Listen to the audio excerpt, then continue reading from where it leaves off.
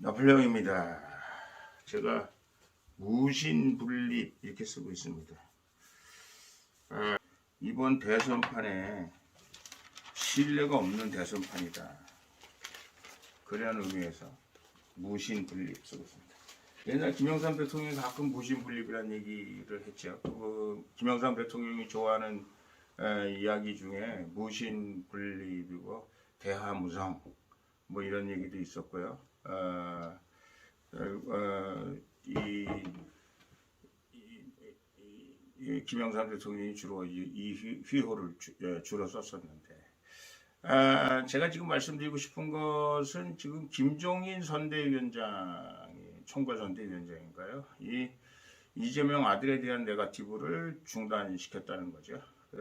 이두화라는 사람이 법원에다가 고소하겠다고 예고를 했는데 김종인 위원장이 네거티브 하지 말아라 해서 네거티브를 안 했다라는 겁니다. 선거에 있어서 네거티브의 위력은 대단합니다. 사실은 우리 역사적으로 보면요, 네거티브 한 사람들이 나중에 엄청난 돌팔매를 맞게 되겠죠. 정몽주와 이방원 어떻게 생각하십니까? 우리 대한민국 역사에 의로운 사람 하면 정몽주라는 사람이 떠오르죠.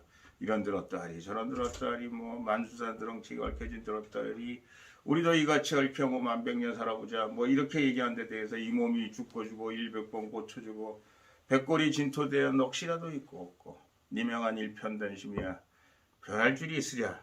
자, 제가 중학교 고등학교 때 배웠던 그 시를 아직도 암기하고 있으면 그건 뭘 의미하느냐. 그 정지와 절개, 그것이 우리 민족의 역사 속에 남아있는 거 아니겠습니까? 그 외에도 마찬가지죠. 우리가 뭐 사육신, 생육신, 뭐 조광조를 지조를 지켰던 사람들, 그리고 그 어떤 몽상과 모략에 있어서도 그 길을 가려고 노력했던 사람들, 진정한 의미의 선각자이고 나라와 국가와 민족을 사랑하는 사람이었죠. 그런데 안타깝게도 말이죠. 선거판은 그렇지가 않습니다. 선거판은 이 현실적인 거기 때문에요. 이방원이가 결국은 임금이 되고 결국은 생육신, 사육신은 수백 년이 지난 이후에 그 사람들이 다시 복권이 되고 그 사람들의 이름이 정말 훌륭한 사람들이라고 됐지만 그 당시에는 다 멸문지화당하는 그런 안타까운 역사적 현실이 있었지 않습니까?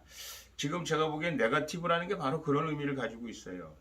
네거티브가 역사적으로 보면 네거티브를 한 사람들이 결국은 많은 사람들한테 욕을 먹게 되고 손가락질을 받게 되겠죠.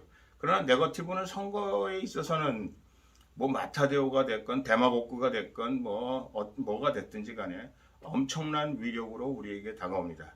지금 윤석열 후보가 맨 처음에 10몇 프로씩 막 올라가다가 지금 떨어지는 이유 중에 하나가 김건희에 대한 여러 가지 뭐 위조 사건 그 시작해서 많은 의혹들 때문에 이재명의 그 수많은 대장동 사건, 아들 사건임에도 불구하고 지금 결국은 치고받고 하는 거의 비슷비슷한 선거, 그리고 급기야는 제3 후보를 우리가 대통령으로 만들어야 되겠다는 그런 유니거 운동까지 만들어지게 되는 그런 결과를 초래하게 되는 것입니다. 이 와중에 김종인이라는 분이 나타나가지고 이재명 아들 문제점 우리가 더 이상 거론하지 말자. 그 무슨 문제점이냐. 그렇게 얘기했어요.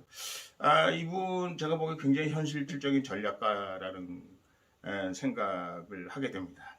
이 김종인이라는 분을 떠올리면 제가 두 가지를 항상 생각하게 돼요. 이분은 고집이 센 분이다 이런 생각을 했고요. 예를 들어서 막 이두화가 뭐고 이거 한다 할 때 취소시킬 때 이분의 모습, 이분의 말톤 뭐 이런 것들이 아주 생생하게 기억납니다. 어떻게 해서 못하게 했을까 하는 것들에 대해서 아주 제가 생생하게 리얼하게 여러분들에게 재현해 드릴 수가 있을 정도로 뭐 일단 난리쳤겠죠.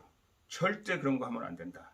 뭐 이렇게 일단 난리치고 그 다음 또 많은 그 선거운동원들 앞에서 절대 이런 일들을 앞으로 하면 안 된다. 특히 내 앞에서 내가 지금 총괄선대위원장으로 있는 이 상황에서 이렇게 하면 안 된다. 뭐 이런 식의 얘기를 했겠죠. 이분 아주 고집이 세고 또 본인 얘기가 맞다고 한번 생각하면 어느 누구와도 타협을 안 하는, 장점인지 단점인지 모르겠습니다만 그런 분이에요. 제가 왜 이분이 그러면 이렇게 했을까? 이재명 그 아들에 대한 진짜 문제가 심각한 것 같아요. 그 뭐 도박, 그 무슨 또 성매매 의혹도 있고요. 또 뭐 학교 다닐 때 무슨 거의 뭐 조국 같은 그런 류의 무슨 학교 입학 문제 뭐 이런 것들에 대해서 여러 가지 많은 사람들이 문제점을 제공하고 있는 것 같은데 시민단체가 이미 고발을 했거든요. 근데 시민단체가 고발한 거를 당에서 고발한다. 이거는 이상하지도 않거든요. 이거를 꼭 우리가 서로 마타도라고 얘기하고 네거티브라고만 얘기할 일이 아니라 이건 검증이라고 얘기할 수 있는 부분인데 왜 이렇게 했을까?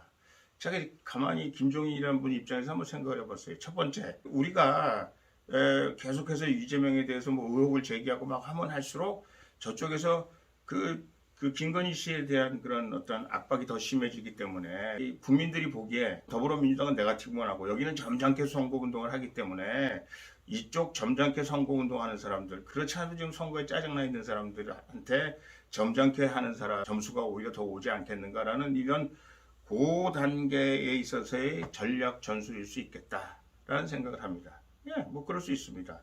그런데요, 김종인 위원장님께 제가 질문을 드린다면 지금 이 상황에서 김건희라는 사람을 막 저쪽에서 공격하는데 이쪽에서 공격하지 않는 것으로서 김건희에 대한 공세를 늦출 수 있을까요?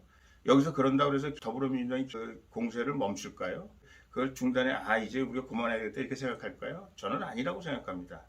이쪽에서 어떻게 나오건 저기는 죽을 힘을 다해서 그걸 파헤치고 그거를 이슈화하고 그거를 국민들한테 선전하고 뭐 이런 일들을 하게 될 것이다 라는 생각을 합니다. 우리 축구에 있어서 최선의 공격이 최고의 방어이다 이거죠. 그리고 이거는 이미 이상할 것도 없는데 왜 이재명 후보 아들에 대한 문제, 이거 사실은 부인 문제가 물론 제일 큽니다. 대통령 선거에 있어서는. 그러나 아들 문제 만만치 않아요. 여러분 이회창 총재 두 번이나 아들 문제 때문에 낙마한 거 아시지 않습니까?